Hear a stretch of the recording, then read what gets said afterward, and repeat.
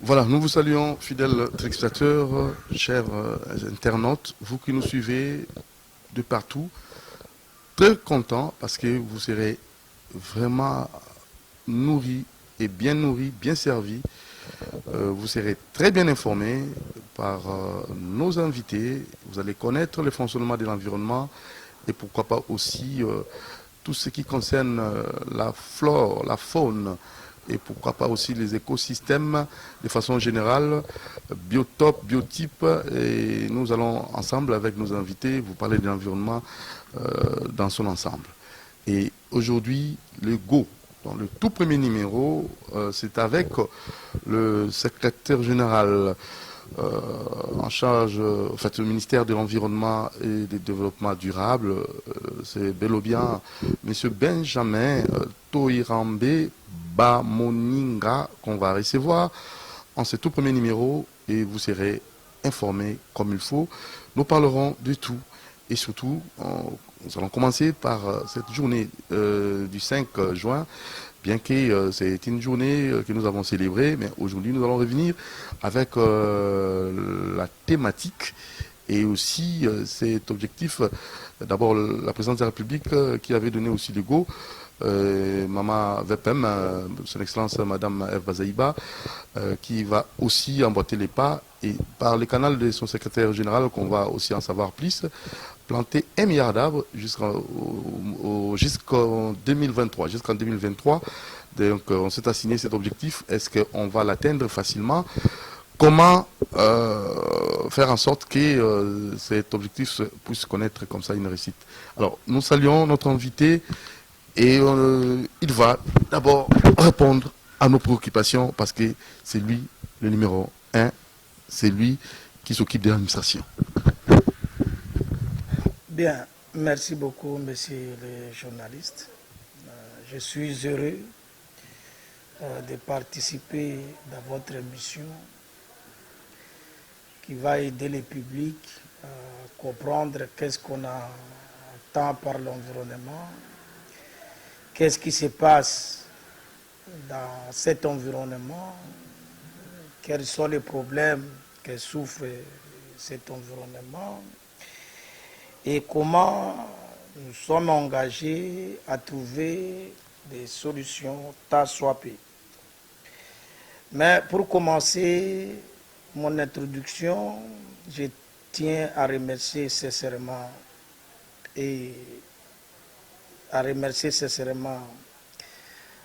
Madame la vice-ministre et ma vice-premier ministre, ministre de l'Environnement et du Développement durable, Maman Eve Bazaïba Massoudi, qui au jour d'aujourd'hui, elle est désignée par ses pairs de l'initiative des bassins du Nil comme présidente de cette initiative pour conduire les cadres qui est dans cette initiative et qui canalise les deux grands lacs, le lac Édouard et le lac Albert. Et pour votre information, cette initiative est gérée par 10 pays. Et aujourd'hui, dans le cadre de cette initiative, la présidente qui va conduire les ministres de ces 10 pays, c'est Madame la VPM Eve Bazaïba, que je salue et je félicite pour sa nomination. Alors, comme vous venez de me poser la question de la journée internationale de l'environnement que nous avions célébrée il y a quelques jours,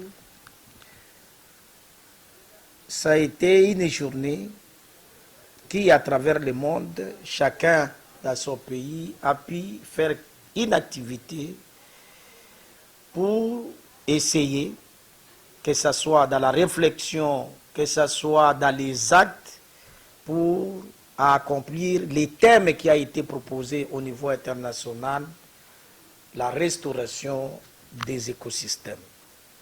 Alors, qu'est-ce qu'on attend par restauration des écosystèmes? Bien, je peux peut-être parler en lingala parce que là, le public va m'écouter et comprendre ce qu'on attend par restauration des écosystèmes. Restauration des écosystèmes est aligné.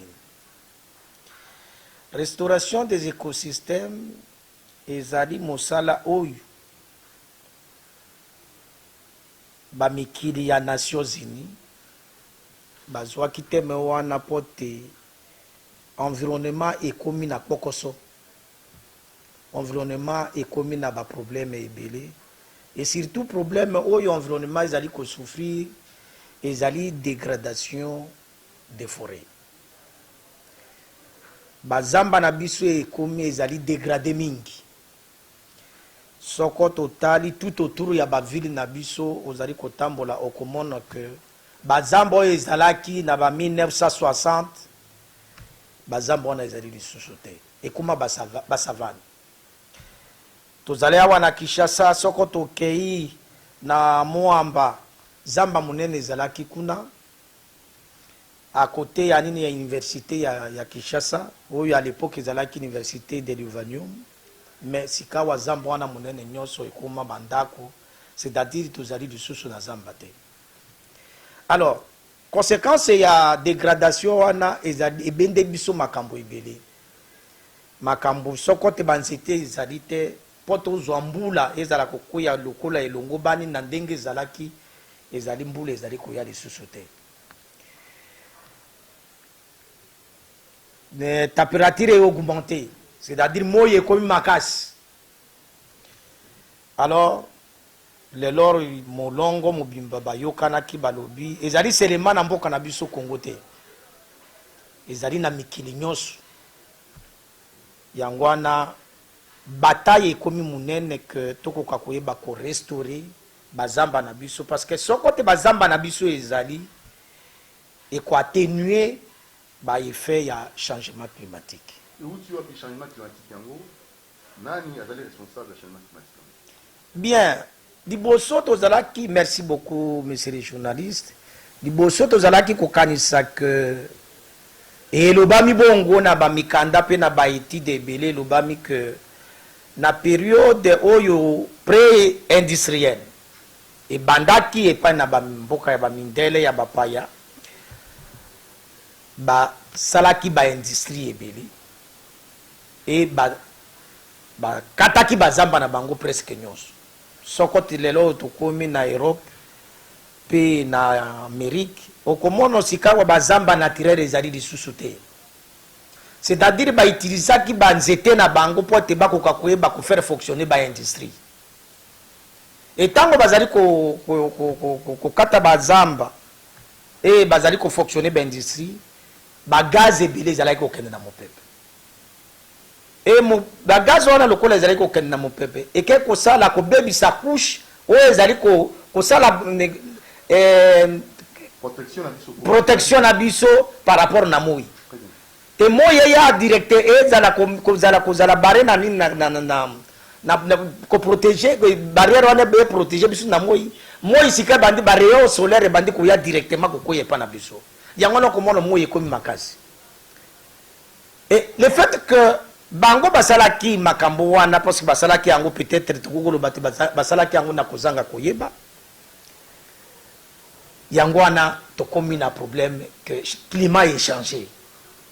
Et mais responsabilité wana ezali bango moko te au fil du temps, même biso mingi ezali pona bobola na biso tozali na zamba munene, c'est-à-dire soko totali malamu zamba na biso ya RDC ezali ya mibale au niveau ya molongo, après l'Amazonie ezali ya biso et ba étude ebele esalemi ezali kolakisa que zamba oyo ya biso lelo oyo lokola tozali kosola boye ezali ko séquestrer mingi koleka oyo ya Amazonie, c'est-à-dire ekomi na capacité munene ya ko séquestrer. Ça veut dire séquestrer, vous devez comprendre. Ba ezali c'est-à-dire ezali ko capter CO2 ezali kati na mopepe oyo ezali kotambola kobebisa même couche d'ozone oyo ezali kosala oyo ezali ko protéger oyo couche wana ezali ko protéger biso yango wana ezali capter na bazamba. Donc il faut crédit carbone. Non, nano wana crédit carbone tokosolola. Okay. Mais wana ezali que CO2 ezali na litomba munene parce que ba plante bazali komi nourrir na yango. Donc ce quand ozali na biloko ezali bato bazali komi nourrir na CO2 yango na ezali kopesa importance munene. Mais banani bazali komi nourrir na CO2 ezali bazamba, ezali nzete, ezali bakasa parce que zamba CO2 ezali na mopepe et ye bakasa na biso o ezali na biso avec l'énervation ya rayon solaire et ye et ça c'est ce qu'on appelle la photosynthèse. Réaction on est pour aider plantes à transformer CO2 wana na mwa ndambuli ya mai à transformer en ekomi sucre et bandi ko sa plante. Donc ekomi ko capter. Alors il faut aller na banzete ebele. Alors na mukili banzete wana na ba pays ebele bakataki. Bien. Ba mindele na côté ba mindele ba pays du nord ba lona ba sala ba plantation ezali malam ba sala ba plantation ebele. Mais oyo ya naturel. Ya munene koleka ezalaki ya Amazonie, ezali ya Amazonie, ezali pe ya biso ya bassin du Congo et surtout ya biso ya RDC. Mais lelo yo oyo ezali na capacité ya makasi. Ya munene po ya ko capter CO2 wana ezali oyo ya biso. Donc biso to komi na importance munene na monde. Parce que tozali na vraiment na libulo ya munene oyo ezali ko sala ke tozali na banzete ebele oyo ezali ko capter CO2 wana. Et yangwana ezali ko aider mokili mobimba. Ezali ko aider pays na biso, ezali ko aider pe mokili mobimba. Na oxygène. Parce que tango ya capter yango a transformer ndambo ekomi bile na ye nzete mais a bwaki pe oxygène na nini pote biso nyonso to ko koyeba ko respirer malamu. Alors omoni photo wana responsabilité wana ekomi ya biso nyonso. Parce que to ko lo balelo tete ezali obele bato bazalaki na ba industrie bele non même biso ndenge tozali ko kata zamba na biso na molongo te ezali malamu te. Il faut to ko koyeba ko gérer zamba na biso na molongo. Pour être zambo wana ezalaka toujours pour être ezalaka ko capter ba CO2 wana. Parce que au moni lelo yo total par exemple au moni na lac nini Tanganyika. Peleye makasi. Pourquoi peleye makasi? Inondation ekombi makasi kuna na lelo bato bazali kozinda ba mboka pe ya lelo ya nini ya lac Tanganyika que ça soit na nini na Burundi que ça soit na Tanzanie que ça soit pas na biso pe les ali makasi pona nini tout simplement parce que moi itango yei température est augmentée kuna na likolo ya monyele kuna ba glaciaire ezalaki e bandi ko fondre et augmenter volume ya nini ya ba océan. Et bah aussi mais wana nyose bandi ko koto na ba luka na biso yango na zeko koma na balaki na biso yango na komono ke ba pelo wana atambu les eko betate mais mai ezali ko tombwa toujours pe les ali ko salema toujours. Mais tango moi mon parenthèse to kanga tango nzamba sala ki mokili est-ce que équilibre ezalaki to ezalaki te nani ko bebisa équilibre wana bien nzambe tango asalaki mokili omoni nzambe azalaki na maele mingi. Omoni tango ya salaki mokili ezalaki na équilibre. Yango na me asalaki mokili wana pona nani? Asalaki yango pona moto. Yango na moni mokili esalemi liboso ke mutu. Mais nzambe tango aye ko sala biloko wana nyonso alobi omoni mokili na saleli bino ezali malamu. Moto pe alobaka alobi mokili ezali malamu. Alobi ngai na pesi bino. Mais bo gérer yango malamu. Mais au moins makambo biso to sala to banda ko sala yango ya mabe banda ko Adam na Eve. Moi mutu makasi na biso wana oyo to lingi ko to sa mibe kote. E banda ke serema na koko na biso Adam na Eve te. Mutu makasi wana. Ko zanga ko to sa mibe. Ba pesi yo consigne poto sala boye yo banda ko sala loko mususu. Jango les na ba conséquences. Mibe ko nyonso e sale mike oyo nzambe asalaki biso to zali ko to sa yango te. Yango na zali ko bendela biso ba problème. Donc parenthèse yo fungolaki yango wana équilibre ezalaki makambo nyonso mibeko ezalaki nzambe alobeli Adam ne balobi na pesi bino mokili boko ka koyeba ko gérer yango malamu mais biso ni mutu mangbongi même ata mibeko na biso tala teke o ezali ko sali même ata wana tishas ba érosion ezali partout bato bazali ko tonga likolo na ba rivière. Or bibeko na biso ya mboko yo elobi ke moto atonga likolo la rivière te banzete kokata or balobi soko tokati nzete ifolon Mais est-ce que tu as dit que tu as tout autour de Kinshasa? Tu as même mata bakono zuko to komi ko baba maman bazai ko lambela rango et comme net ko la musapi boy. Donc c'est pour dire que moto azali responsable à tous ces mibé qu'on ensemble de bosote et mibé ko oyo yemo ko pe asali azali ko to sa yango te. Non c'est polier payer et bandango ngaoyo to okena na thématique na objectif oyo bozali nango ya 1 milliard de ndenge moko zamboka banda. Bien. Ce n'est pas le moment. Politique ya payer pollueur payeur ezali politique moko esali maki que oyo a BBC il faut afuta. Politique on ezali bongo. Ezali politique moko malamu parce que bandeko na biso ndenge ba bebisaki mokili esengeli bango bafuta. Yango na même tango tokendeki na Paris na 2015 to yokanaki que bino le fait que bo bebisa ebele en tout cas il faut bofuta parce que biso to mi développer le ko la binoté. En tout cas il faut chaque mboula bozala ko tia musolo ebele. Et d'ailleurs, même chiffre et bimaki, oyo lubama maki, tango tozalaki na makito wana, et lubamaki ezalaki 100 milliards par an. Pour te bako kakoyeba ko aider ba pays oyo ba économie na bango ezali faible net lokolo ya biso. Parce que bango ba bebisi mokili. Alors biso dete to bebisi oyo ya biso ndenge bango ba bebisaki. Donc il faut biso to kakoyeba ko gérer ba zamba na biso malamu. Donc il faut bango ba pesa mosolo. Biso na mosolo wana tokoka koyeba kotongela bana na classe bandako tokoka koyeba ko sala banzela tokoka koyeba ko sala pe développement na biso et surtout biso lokola tozali na zamba monene mais ndeko nanga nana zali ko pesa ta makuto wana mosolo wana oyo biso nyoso toyokanaki biso nyoso to midimemaki ke non il faut to salisa bato oyo bazana bazamba pe bazali babola. Pourquoi biso to ko zala na zamba na biso to ko koyeba ko salela yango na to salela yango netu ko la bango basalela ki yango te? Parce que biso to zali ko sala non le non dengo bango basala ki ezala ki malamu te yango na bender biso ba problème ebele bango bazali ko souffrir biso pe to zali ko souffrir. Donc biso to lingi to komana ne mais to sengi bango pote lokola biso nyoso to zali na mokili moko tozali na mibale te mokili moko tozali na yango ya mabele na biso yango moko tozali na yango toyeba kosalisana lokola bango bazali na makoki ebele. Pourquoi bako ya kosalisa biso te pote biso pe économie na biso ekoka koyeba kotombwama tala lelo oyo même ata budget na biso ezali combien budget moko moke ekoyede biso ndenge ni pote tokoka kotonga nzela mokozi na biso na mboka azali koluka mbongo pote asala d'ailleurs par exemple torsion oyo ezali mbujima enakananga akoka koyeba kosala nzela par exemple kuna esika zamba munene na Équateur kuna banzela ezali te moto azikongai kolongwa na Kinshasa waleki vena nzela ya Équateur bote aleki bambandaka baboende banini balisala akomi Kisangani lelo akokosala parce que nzela ezali te mais akosala parce que nyoso na zamba ezali wala crédit carbone. mais sikawa ozali kotuna mutuno ozali kotuna tango nyoso mutuno na ya crédit carbone. Bon, crédit carbone wana euti na bazamba na biso. On comprend.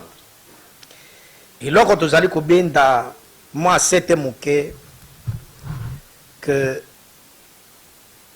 zamba na biso ezali ko séquestrer carbone ebele. C'est-à-dire tozali na ba crédit ebele. Yangwana tozali ko senga et d'ailleurs même maman VPM Eve Bazaiba azali koloba mingi keto il faut une compensation par rapport na ndenge tozali ko battre la zamba na biso. Pourquoi? Parce que zamba na biso comme na motu ya munene. Et ce que toyebi ko évaluer yango ezali na batonne ebele o ezali ko séquestrer carbone. Et lisusu toye ko zwa kana même na kati na zamba na biso wana ozali ko kuta ba tourbière Encore plus important. et tourbière oyo katito yo biso RDC tozali na yango et l'équipe production même il y a 5 ans il y a États-Unis. Vous comprenez? Donc au moins de production ezali ko compenser 5 ans il y a production il y a États-Unis. yango wana okomono bakonzi na mboka na biso bazali kobeta seta makasi wana neti lokola maman bazali ba. Pourquoi? Parce que il faut une compensation. Zambo wana na tourbière wana ezalaki wana bongo ekoma na parce que imaginez-vous que biso to sala liboma to lo batolbi ezali zamba na biso to katango lokola tolingi baturbiro na to kende ko sala même hata na mabongo wana to ko koyeba ko sala ba bilanga pe lokola biso tolingi parce que ba shina pe baze ko sala bilanga na ba mabongo wana. Il n'y a pas de sanctions. Ah mais ce qu'on te dit c'est parce que tu sais pas tous en plein bon.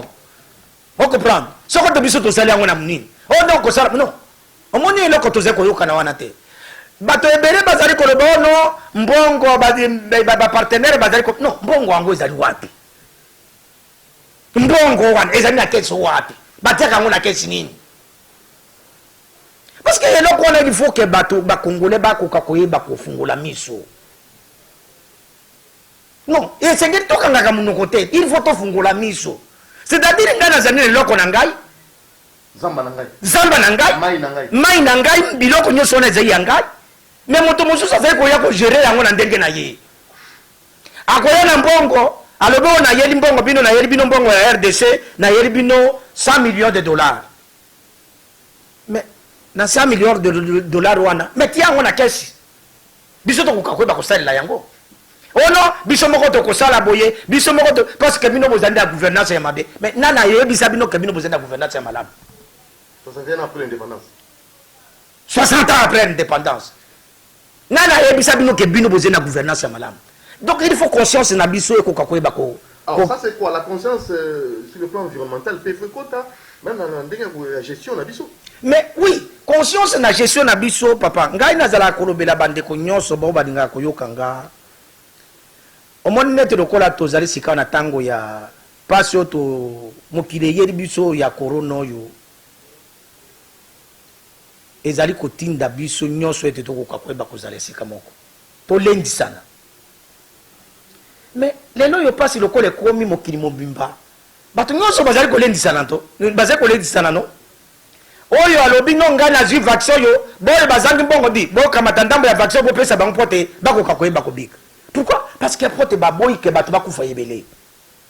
Donc au niveau international bazali koyoka na balobi non soko to tiki ba africain boye par exemple bazana na nini na ba vaccin te paso wana ko banda ko tourner biso nyonso to kozala malade. Bazali ko boya ko luka vaccin ya nini ya malaria. Mais tango bango bayaka babela ka malaria. Vous comprenez? Oh non, j'ai la malaria. Mais on a la malaria pourquoi vous avez ça l'effort pour te besoin vaccin te boya ko malaria ko kakoiba ko kimabatu. Et voilà la même chose parce que oh non, ils allaient en Afrique, ils allaient problème à casser, bazali ko luka vaccin te. Mais tango sikawa corona yei, batenyo so non et bandi ko ne pas na bango. Ah non, il faut tout ça le vaccin. Oh non, batenyo so pas le vaccin. Mais sida, ils allaient na poto. Pourquoi bazali koluka vaccin nango te? Malaria tango bayaka po bayaka pe yawa bayaka vanda pe yawa. Babelaka malaria te, babelaka malaria. Donc il faut na bisik na biloko nyonso tozala na unité. Alors, na niveau wana o tozali ko ba gouvernance. Oui, tozali na problème ya gouvernance na mboka na biso. Et yebani. C'est-à-dire ezali moi virus na biso. Mais biso tozali malade. Mais les lois oya ko sali sanga pote na bika na bima na virus wana na bika. Yo ngino kanga shelo oti anga kuna mais yo moko banda ko ya ko lia kama titi na ngaya wa ya uza. Mais non. Donc ça les loko moko te. Yango na tozali ko tourner en rond. Bakoya batona bango kuna bayokani ba lokoti ba mama makoki ya mbongo ba lobimbo kenda ko sali sa bango ba africain kuna. Bango ekomi ba yeni mbongo wana ekomi nini ekomi na ba poche na bango. Ba salaire ya minene ezali ya bango. Kende ko tala ba projet bango ba sala. Na zamba na biso yo. Tala les résultats ezali wapi. Est-ce que la population autochtone bisika ba zamba ezali ba ko vivre malam? Mais papa, peuple autochtone c'est les peuples qui souffrent plus parce que bango batu ba bomba kazamba. Mais les lois, comme ce que tu as dit, c'est la bonne, c'est la terre. Peuple autochtone, les animaux, ils souffrir de colère. Et puis, c'est quand même un watang, on a zani na bande kunanga wana. Et na linga kabangu mingi. Hein? On a tout kende ko sali sa peuple autochtone. Papa, kende na nzela biko. Tala ndenge bande kuna biso wana bazali ko vivre. Bazali ba vendre pembe na tourbière. Vous comprenez? Mais tala ndenge bango bazali ko vivre. Biso tozali ngai oyo na lata molinda ngai tango na bandi école primaire na lata molinda. Est-ce que le long na lata molinda? C'est tout simplement parce que na tangi classe.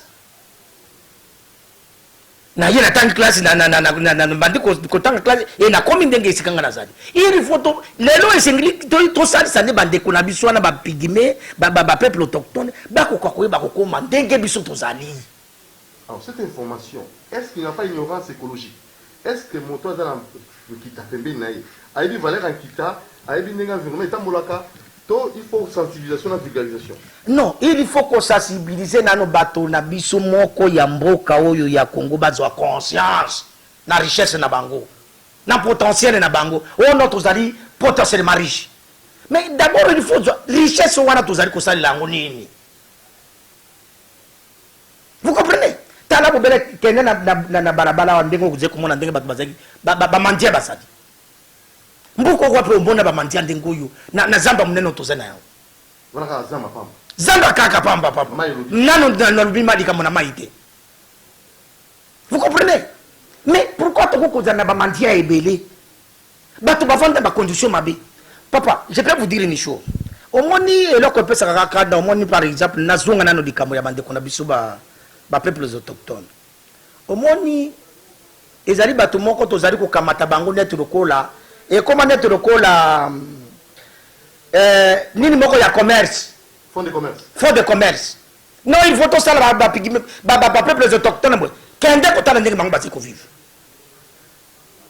On a besoin tozali ko protéger bango nani. Imaginez-vous bono moko. Non, okoyebisa peuple autochtone yali ya kabonobo oyebisi olobino ko bomarisu bonobo te parce que zali ndeko na yo. Oui, tondi me biso nyoso to sepeli même ngai lelo yo ata soso ya pamba pote na boma yango na komi parce que na zali na soso soko te na lingi na boma yango ezali ko pesa nga pasi mingi. Na zali na mbwa ezali na ndako na ngai na zali ko mona ngube net belu kola mona na nga. Mais na zali ko pesa valeur. Vous comprenez? Mais oh ya biso na ba peuple autochtone. Comment mettre la faute de commerce na bango? Imaginez-vous que soko de bonombo moko ezali na $100 pour te battre la yango. Na ebite soko peuple autochtone o ya vandi wana azali ko battre bonombo wana azali ata na 1000 francs. Azali même ata na $10. Au moins il y a injustice wana. Parce que bato ebele bazali ko yoka pas bazali ko lubango te. Ezali ba injustice ezali ko sadi manabisu na mboko oyo. Vous comprenez? Ezali ko pesa passe. Alors comment? Au moins quelque part de kodimbisanga muke. Au moins eloko biso ezali koloba. Bon, na kotanga peut-être mokonzi moko na biso azaki na mboko alobi qui est de qui? Yo lobe on aye ko battre na bonobo. Mais population est vendue on a banda ko vanda na bonobo oyo yaye ko battre na. 61 après l'indépendance. Na faut ça faut tout à la carte l'indépendance. Mais oui. Tout ça là bana tout voyez ba ko battre na bonobo. Non, c'est-à-dire batubaya biso toujours et bazali ko buba biso na banani na bandeko na biso moko tozana kati tozali ko contribuer na ko buba wana complicité tozali ba complice na situation yo biso tozali ko vivre na mboko misère ya mboko yo tozali complice na environnement na biso papa lokola ngana zali ko yebisa yo boy parce que imaginez-vous ngana ko yana koloba nazwa $200 millions pour tenir koka koyeba kosala mosala na environnement. Mais 200 millions wana na kotia yango wapi? Ezali wapi? Oyo bazali 200 millions ezali nini? Oui, ezali bongo. Parce que bato balukaki yango ezali mbongo. Mais ezali mosala nini? Impact nini oyo esalemi ezali nini? Il faut tomber tout na yango.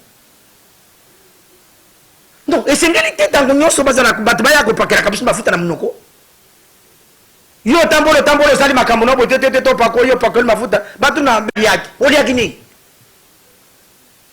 et demain si du sous la zone de papa pesanga oyo du sous moi ndambo ya loso mukopesi ne bakini ngano non il faut quand même to fungula miso pour kita na biso na kita na biso hein tozali ko boya tate bande kubaya epa na biso non to lingi bande kubaya parce que mon kiri komi mboka moko. Mais il faut tous quand même un souci. Moi éthique ezala na biso, moi moral ezala na biso que tango nazali ko sala boye. Ngala nazali ko kamata mbongo bele na tina poche. Ngala vandi na sika malamu nazali ko lia nazali ko tonda. Nazali ko lata chemise na lati veste. Mais ndeko ya pigme. Mwana na bana nanga bazali ko tanga classe, bana ya pigme bazali ko tanga classe té. Est-ce que ça les saigne? Donc il faut battre le la condition wana.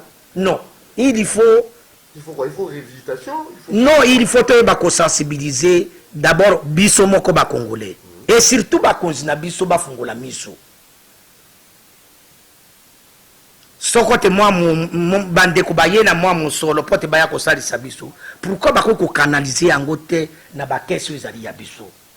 En tout cas, moi aussi tango, là il tombe. Aussi le tango, mais par rapport avec le timing aussi, tu vois que restauration écosystème, et ça fait partie. Oui. Tolobaki kolona nzete kolona ko battre l'environnement c'est comme battre l'homme. Protéger l'environnement c'est se protéger soi-même. Siko na ndengeni lolenge kani motaye bango. Bon, en tout cas na touti koloba makambo ebele mais likambo ya ko protéger l'environnement ezali koyeba komi batela yo moko. Na lobela ka batu bande ko ebele que mon environnement azali na passeport te. Environnement n'a pas supporté. Au moni ngana koko environnement ndeke akoko akotikao. Aye alala kiao. Nana pesa ke passeport. Lobi ake kolala na Brazzaville na Congo Brazzaville. Nana ko pesa passeport. Ndele ake ya komi na Gabon. Bandeke mususu longwa ka obwe kete Brésil, Hirondelle. Et longo ina fac de sciences na nini na Kisangani et kaite bazwango ba technique salema pote ba ko kakoeba ko tia pote ba bandenge bazali kotambola ezali ko mono no tena wapi na Brésil azali kotambola na zena passeport te. C'est pour dire que environnement ezali na frontière te. On comprend. Donc elingi koloba ke biso to sengeli to e ba ko batela environnement. Les lois, il y a pas de problème, il y a yango, il température ezali toujours commande. Pour te toko kakoye ba ko sa température wana il faut to lonanzete. Nana c'est lonanzete. Mutu nyos.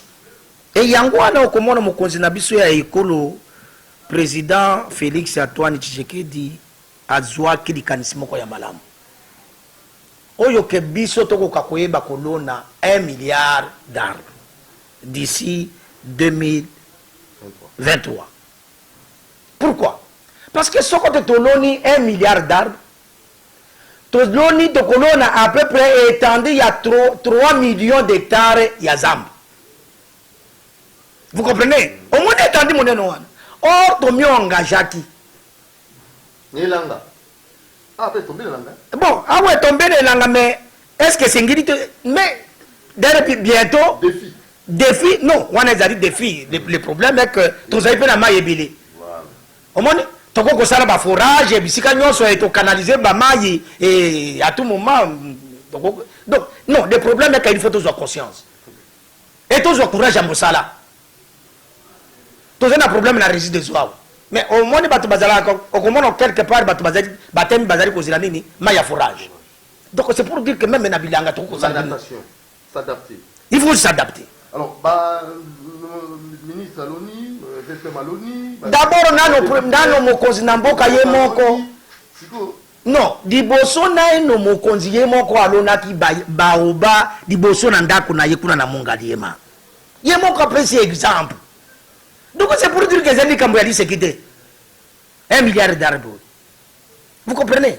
Donc, Moutounions, Yangwana même maman Bazaï Batangwaye, à Kanisa le Biomé. Non, Bissou, il faut plutôt continuer à dire Kambouane. Yangwana les 5 et les 6. bato baloni banzete bisika nyonso oyo esengelaki balona asali abeti wapi abeti mololo makasi meme bana et surtout bana na baetelo baloni banzete. Il faut continuer.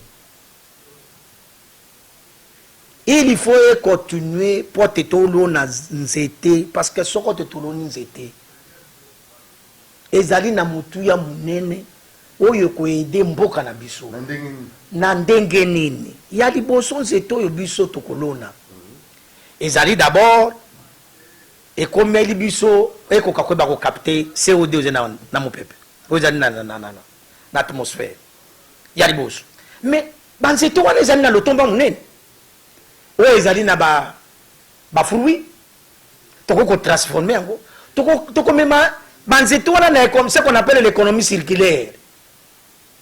Elingi koloba nini? Omoni toloni ba manga, toloni ba savoka, toloni banzete o yambuma. Mais to bandi ko transformer yango. Donc bato ekomi ko aider bato ba ko kakoyeba ko améliorer condition ya vie na bango. Kolia kosala bakiti kosala bakisi banzete ya kisi tala netu lokola nzete moko ezali awa bakomi kolona yango mingi parce que ezali nzete ya kisi. Vous comprenez? Donc c'est pour dire que au moins même ata ba manga oyo ba mangi oyo mais ezali kisi ba posona yango na mono banzete nyonso ya manga mono ko nyonso ba lulongo ba pose basala kanango ni parce que ezali na mutuya mosusu nzete balona même au moins na boulevard ya Lumumba ezali ya nzete ya mbinzo. Donc c'est pour dire que lobby tokobanda kosala nini tokobanda mbinzo tobanda kozwa mbinzo na banzete wana. Donc ezali ko aider même population pour te améliorer conditions de vie na bango. En tout cas CG Benjamin Toyirambe ba moni nga to komi presque na suka na ngaki adresse yo esali osalango na la population nyonso ba catégorie sa population pona kosukisa penza na o etali itomba ya journée internationale environnement pe mokano oyo ya kolona nzete pe nini oyo population ekotika nango pona kita oyo tozali nango asa na ndenge nini base comporter ndenge nini vis-à-vis na oyo tozali nango comme kita. Bien, merci beaucoup pour ya kosilisa nazali kopesa bino merci mingi nazali kosenga selema na population na biso. Et tant qu'on a dit que la population na biso ezala mwana moke ezala mokolo ezala administratif ezala politique boy bazali ko sala politique biso nyonso toko ka koyeba ko sala effort po ya ko batela environnement na biso koyeba ko batela zamba na biso koyeba ko soutenir le gouvernement na biso oyo mwana mboka Félix Antoine Tshisekedi azali ko tambusa et surtout na eloko oyo initiative ya pesi ya kolona banzete soko ne mutu na moto ezala oyo ya église ba église tozala ba église ebele soko mondimi na mondimi moko aloni nzete soko mwana moko ya classe aloni nzete ezala élève ezala étudiant. En tout cas, tout ça là, litumba moko munene pour ya kobatela ekolo na biso pe mokili na biso. Parce que biso nyonso to sengeli to vivre et to vivre longtemps. Alors, eloko eleki motuya ko le environnement ezalité. Toko ko zombongo ebele.